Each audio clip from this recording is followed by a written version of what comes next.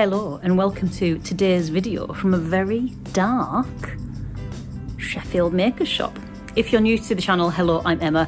I'm an illustrator living in Sheffield and I stock my work in the Sheffield maker shop, Winter Gardens, some of my work, and today I am staffing it. I'm in an hour early because of transport things, so I came in with my breakfast, sitting at the till with my coffee and my croissant. And I've got about half an hour now until the shop opens, but I thought I'd come on and say welcome. And also I've had a question from you guys, so I really wanted to get stuck in and answering it before I have to do it in between customers. So let me just get settled and we'll get through that together.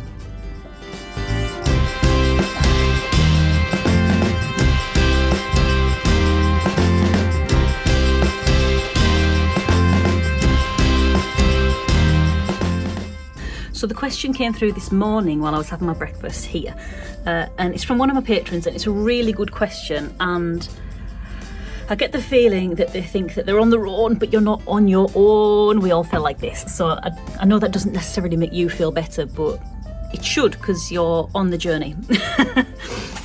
And you might be further down the journey than you realise, you might just be too close to it. Let me read you the question, it's really good. And if you are a creative of any kind, you will no doubt have felt like this, but specifically if you're an illustrator. So this is from Valentina. And they say, I would love it if you could talk more about your sketching process to turn realism into your chosen style. I find that I don't really know how to choose a style when sketching for illustration. I have tried sketching eyes, noses, etc. in different ways, trying to find one that I like, but when it comes to translating them into reality, into an illustrative sketch, my figures come out too realistic or too cartoonish. I love how you sketch people and your continuity. Thank you very much. I can't seem to be able to commit. It doesn't come out authentic. It feels like I'm putting on someone else's style. Sorry if this is a long rant. It's not a long rant. It's a perfect question. Everyone feels like this. I mean, maybe they don't all feel like this, but I definitely felt like this. So I went through a long time of this. So I've always drawn. I've always been creative, but I've never really stuck at it consistently until recently because I took it too personally. I mean, I think I've talked about this in another question. I think I got too close to it. So when something didn't turn out right, when something didn't turn out right, or how I expected, I'd take it personally and go, I can't draw, I'm going to stop. My sketchbooks were a place of torment and anguish for me. And that sounds like I'm overreacting, but it's not. They were. I've got plenty of sketchbooks that I bought in good faith, thinking I'm going to start sketching again. And I ended up going down that rabbit hole of, I need to make something that's Instagrammable, something that's beautiful. Everyone else is doing beautiful sketches, why can't I?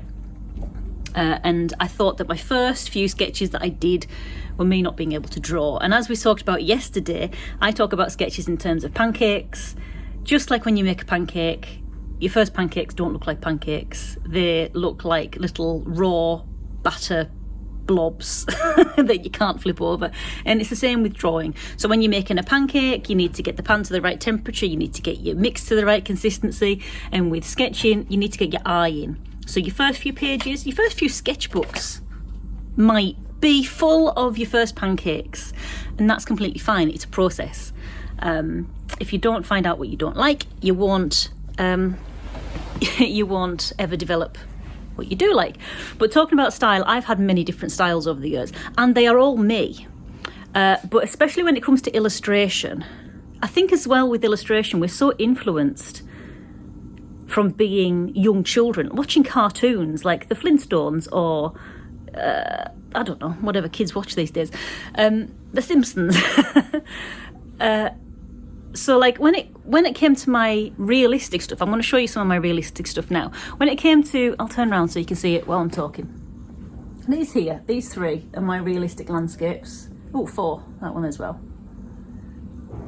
I've always kind of been okay with realism, with like, yeah, more realistic drawings, because you draw what you see. Some people don't feel as comfortable with that kind of thing, and that's fine. That might be something they have to work on. But it's when I tried to come and do more illustrative things, I did not know how the heck to do it. Anything that had a bit more personality in it. So when I was doing my landscapes, I just used the materials that I had and I drew what I saw, and that's kind of like a faithful view of what I saw on the photograph. But when it comes to illustration, for example, like this, it's a cat, but it's been made use in different colours. I've played a bit more with this, so there's a bit more of my personality in it. And in the beginning, I didn't know how to do it. And you'll see in my children's book, Our Dave. So I wrote this children's book for my partner's sister, Catherine. Oh, she is slightly older than us, so she's about 43 now. She's got Rett syndrome, and she still enjoys children's books being read to her. And so we thought for her 40th birthday at the time, we would write a children's book about our cat, Dave, and we'd just make one for her. So there wasn't any pressure really to try and make it, something in a style, because it was just for her eyes. So the more I wrote the book, the more I wrote the story, the more I thought this is actually a real nice rhyming pattern.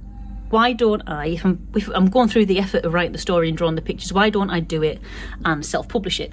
And I can sell it with my small business, Embers and Ink. So I did, but because I was on a time frame, I had a real kind of short window to find a style that I was going to draw this book in and stick to it. So let me turn you around and I'll show you the difference between my people then and my people now. I like them both, and let me turn you around. So this is Our Dave, and I love it. But you'll notice that I chose big circles for eyes and I stuck with that theme. I stuck with it. So there's Dave. I really like what I've done with this. Would I do it in this style now? I'd probably loosen it up a bit. It feels a bit tight for me. Everything's got a black outline. But I did what I could with the skills that I had, and I like it. I really like what's here. I'd like to redraw this actually and put it in my portfolio, maybe for a second edition. Do it a bit looser, do it a bit more, I don't know, pencil, like soft, a bit softer. Cats, lovely. But the people are stiff. They all have big open eyes. The expressions are like, their heads are all in the same position, so check out their heads here, and then they're looking down, and the only thing that's changed is their eyes are looking down. I didn't have the muscle memory to know how to draw a head looking down, so I drew it with skills that I had, which is, it works because it's all consistent in that style in the book. I think it works. But compare the people. Let's find a lovely page. To how I draw now. There are elements which are the same, and I don't really know what they are. Like I can tell that I've drawn both of these. But can you see there's more life in this? These guys are like stood straight. There's no creases in their clothes. I was so uptight about wanting to get this right, that I didn't leave myself much room to play, but that's partly because I didn't have the time to play. But it's so much more uptight. These guys looking down, looking up, looking sideways. Let's try and find some creases in clothes. You know, newspapers with the dog-eared corners. Creases. I mean, there's still a way to go. I'm not saying I'm perfect by any means, but I really like the wobbly sketchiness of this. Now, I do have a problem at the moment, because how do I translate this into a finished piece? Is it okay to scribble like this in a book, or do I need to refine this slightly? I don't know. I'm still on that tightrope of learning what I want, like how far I can push the sketching in a finished piece. But that comes with play. So I started to do more like finished sketches in my sketchbook, rather than taking it out and putting it in on a piece of paper and saying this is a finished sketch. And then if it goes wrong, I would like those whiskers to be thinner, etc. His face is a bit flat, and that's fine. It's a sketchbook. I'm starting to play more with more finished things in my sketchbook alongside more sketchy mess. But coming back to the question, so Valentina said, I don't know how to choose a style when sketching an illustration. So I can't seem to be able to commit. It doesn't come out authentic. It feels like I'm putting on someone else's style. So I know that when I was trying to find a style to do our Dave in, I basically did what you did. So you've said here, I've tried sketching eyes, noses, etc. in different ways to try and find one that I like. But when it comes to translating to an illustrative sketch, my figures come out too realistic or too cartoonish. I feel that when I was looking for a style to kind of quickly look for a style to do this in, I did the same thing. I went through pages and pages in a sketchbook. I went and looked at how other people drew their eyes on their cartoon characters, their illustration characters, and I tried them lots of different ways. Looked at Axel Scheffler. I think actually I got this from Axel Scheffler. Do you see how the nose goes into the eye? So this right eye on this character, when I went round, I went down straight into the nose, and I did that on all of the noses. And that was from observing Axel Scheffler. I thought that's a nice way to do it. I will do that. So I did exactly the same thing. And like I say, because I was on a time constraint, I chose one that I liked. I went with it. The way that I have found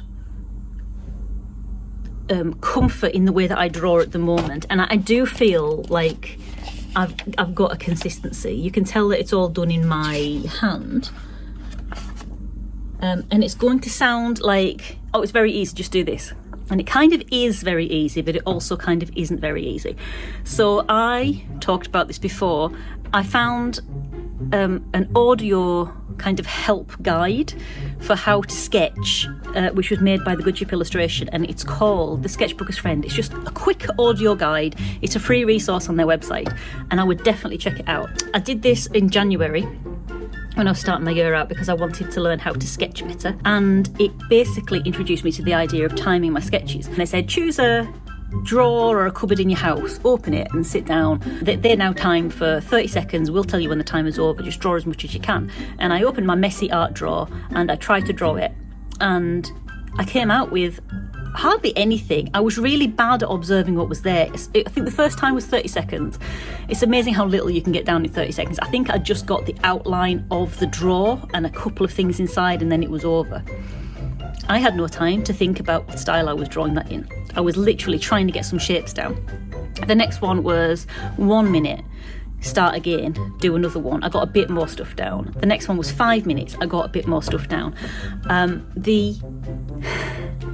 The results were my style because I had no time to think about what is this going to look like? What materials am I going to use? I had no time to think about that. I had just enough time to get it down. And you know what?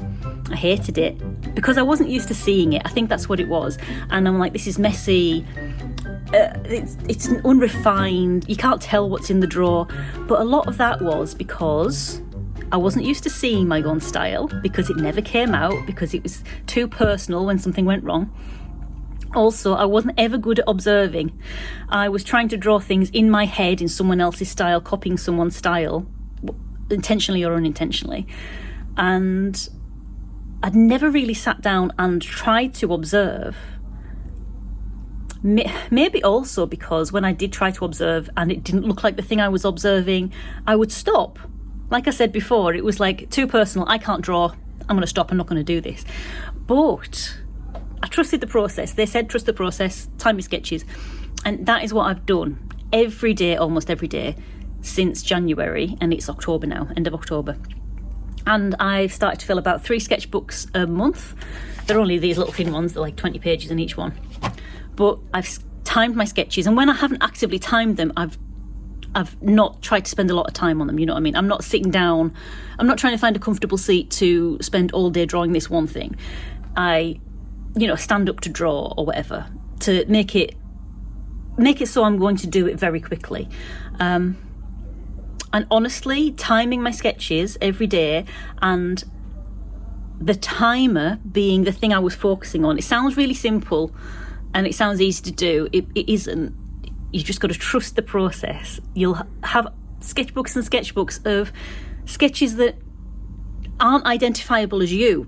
They might be messier than you're used to drawing. If you're used to drawing in another style, a chosen style, and then suddenly you're doing timed sketches and it looks like a child's drawing them, which it will, it's fine. Just keep at it. Like, what's the harm in playing in a sketchbook and drawing like a kid?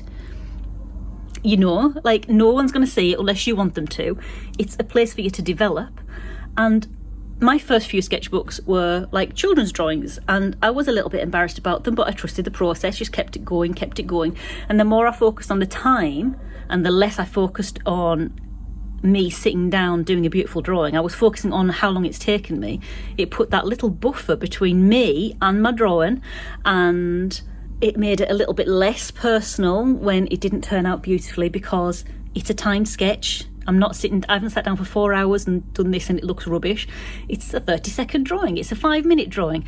It's rough. It's play. I think the timed element puts a buffer between you and the pain it feels if it doesn't turn out all right.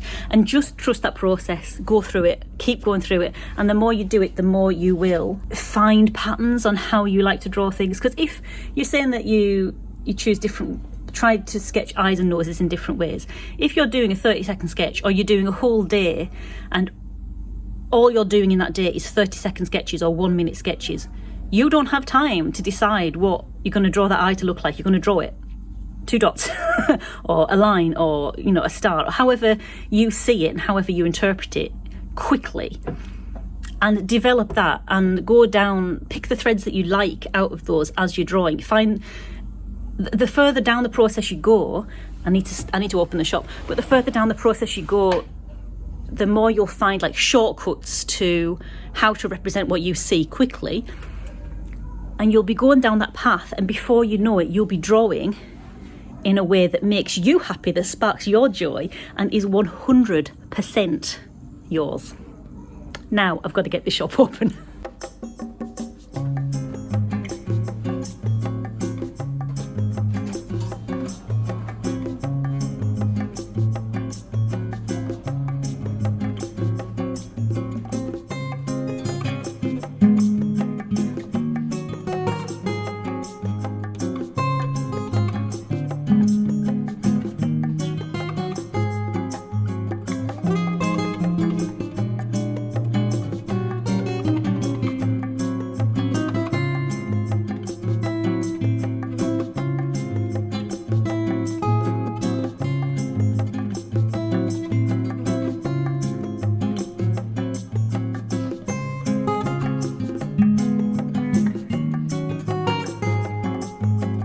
Another thing that you might want to bear in mind, or something that I do anyway, when I'm drawing, if I'm drawing one person, I don't just stop at one drawing. I will try and fill a whole page of one person. Or if you're trying to draw a building, sketch it quickly and then try and sketch it again, maybe with give yourself another minute on that sketch, or just try and build up your muscle memory on what you're drawing and draw it a few times to give your brain a chance to kind of remember what's there and work on it.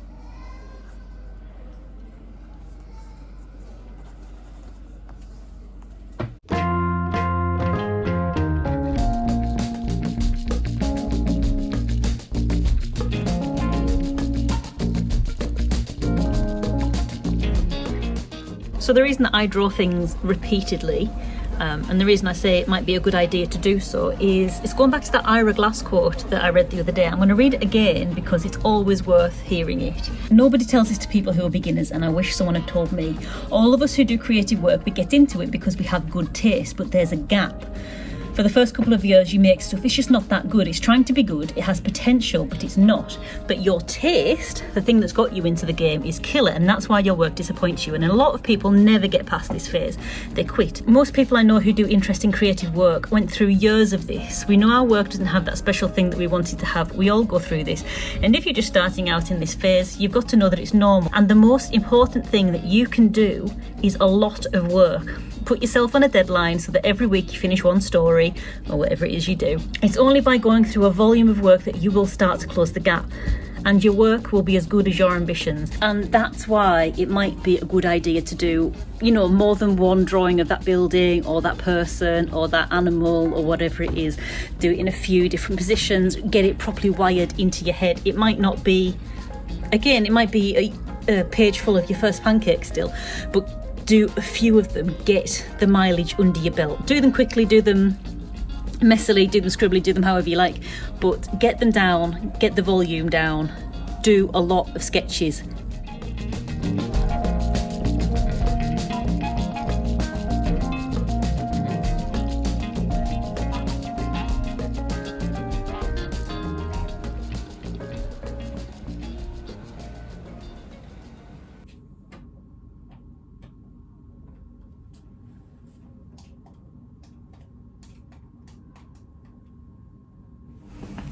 So that's me on my way home now. So I hope you've enjoyed today's video. If you've also got any questions that you'd like me to talk through, maybe try and answer, let me know. In the community tab on YouTube, I've got a post on there with some question mark images. That's where you can ask some questions if you're on YouTube. If you're on Instagram or on Facebook or on Patreon, then just ask me in those platforms and I will answer those in the videos. So thanks very much for joining me today. I hope you've had a good time, and until the next one, bye.